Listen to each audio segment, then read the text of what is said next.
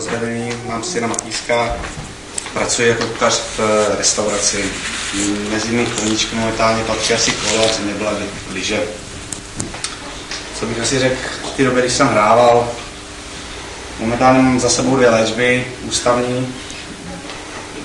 Jedna byla v roce 2008 v listopadu v Opavě, kde jsem prošel léku 3 měsíce a tam jsem, když šel, tak prostě jsem měl, tam byl jakoby dotlačen z toho, že jsem hodně prohrál už peněz, sypal se mě rodina doma, ale mým povědomí bylo, že se tam schovám, projdu si nějakou léčbou a nic se mi nestane, vrátím se zpátky do Prahy k manželce, synovi a zkusím prostě abstinovat, což se mě nepovedlo, protože jsem půl roce opět začal hrát, protože jsem teda půl roku abstinovat, než se teda všechny ve mně jakoby věci přehouply zase zpátky do toho, že jsem miloval svoji hru, vášeň, to pro mě bylo to uklidňující, miloval jsem tmu, svítilo mi tam světýlka, rád jsem tam chodil, uklidňoval jsem se. Většinou jsem hrával o noci, když jsem chodil z práce. Ve finále v tom byly po další léčbě, když jsem prostě poznal, že v tom byl alkohol, takže mi to prostě přinášelo uvolnění tam. I když jsem nikdy netrávil strašných časů v herně, býval jsem tam prostě třeba hodinu, půl hodiny. Vždycky záleželo, jak se dařilo. A nejhorší, co prostě bylo, tak já jsem, nebo nejhorší spíš, asi v té době, když jsem hrával, tak pro mě bylo úžasné, že jsem dokázal všem lhát. Vyprávěl jsem pohádky, jaký jsem, nejsem, žádný problém nemám. I s penězmi jsem si jakž tak vždycky vypomohl, až to fakt opravdu přelezlo do těch hranic, kde už jsem na to neměl. Podařilo se mě i přemluvit manželku, aby si vzala půjčky, se jednou bude mít líp. Takže se mi, dá se říct, v tom utopil celou rodinu. Až to prostě všechno spadlo a krachlo, když jsem to doma musel vyklopit všechno rodičům, protože jsem dostal na výběr buď rodina, anebo se budu léčit, anebo zůstanu sám, což jsem nechtěl. Tak jsem v roce 2011 nastoupil do Nechanic, kde jsem strávil 3-4 měsíce a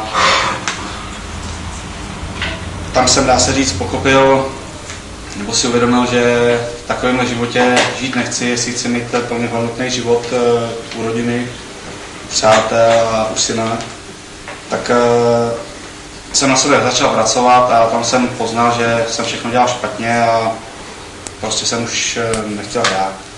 S léčením jsem řešil rozvod, insolvenci, prohrál jsem skoro ve finále, když to řeknu, protože já se to nestydím, ale za těch 10-12 let, co hraju, možná to bylo 15, jsem hrával, tak jsem prohrál přes 3,5 milionu a do dneška je splácím. Já 5,5 roku abstinuju, splácím je teď, budu splácet ještě asi další 10 let ještě rodičům, co jim dlužím.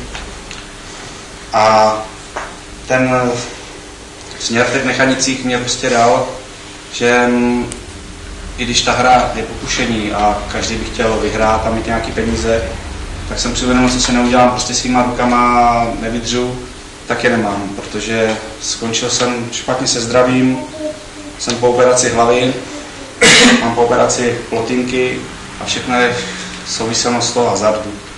Jo, protože jsem musel víc dělat, v Praze mě pak už nestačilo dělat ve finále 25 dní, měsíci 12 hodin.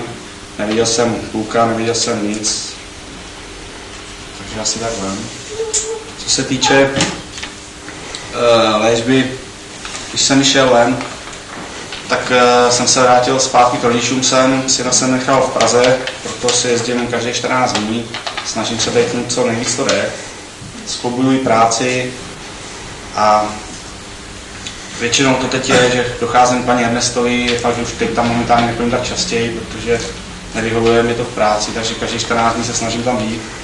A je to o tom, že jsem si nastavil nějaké pravidla, protože jsem je potřeboval, už jak to je doma, nebo to je prostě v práci, nebo to je u paní Ernestový, tak já u sebe nemůžu mít, nebo nemám žádný účet zavedený na sebe, Snažím se nosit co nejmenší hotovost, nemám ani žádné kreditní karty, abych mě to nelákalo prostě jít hrát.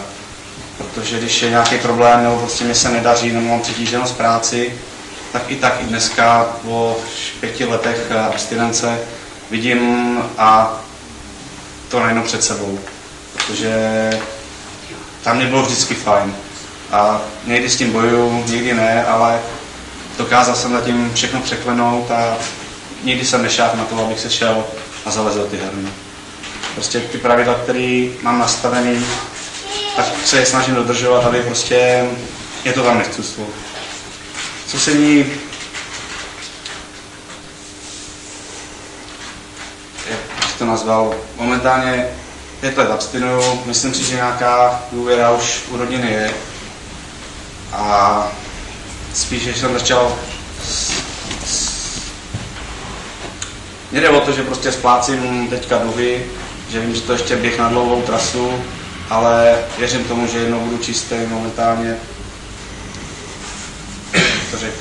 Hrozný díky rodičům, protože několik půjček za mě zaplatili, i když jsem věděl, že vůči mému hraní to vždycky bylo špatně, protože jsem byl čistý, zase jsem si mohl naflákat kupu dalších půjček. Až když už mě nikdo nemohl pomoct a prostě mě postavit před toho věc, tak teď to splácím všechno. Mám, co jsem teď chtěl a myslím si, že se mi daří teďka dobře, že časem prostě se všechno spraví a zoufám.